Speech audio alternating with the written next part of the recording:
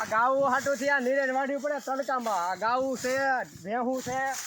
જો આ બપોરના 12 વાગ્યા છે.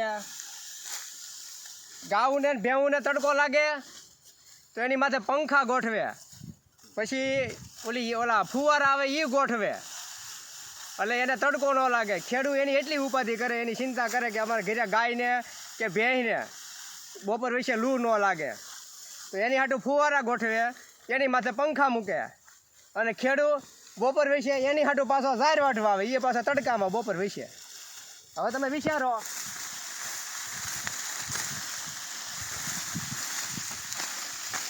કે હવે એને શાંતિ છે કે માણાને શાંતિ? હવે ગાઉમાં ને માણામાં કાંઈ ફેર ખરો કે નહીં?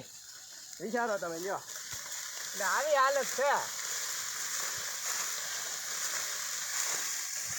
ખેડૂત પોતાનું કાંઈ ન વિચારે, એની ઘરે ગાય બાંધી હોય ને ગાય, તો એનું 100 વાર વિચારે કે એને તડકો ન લાગે કે એને લૂ ન લાગે.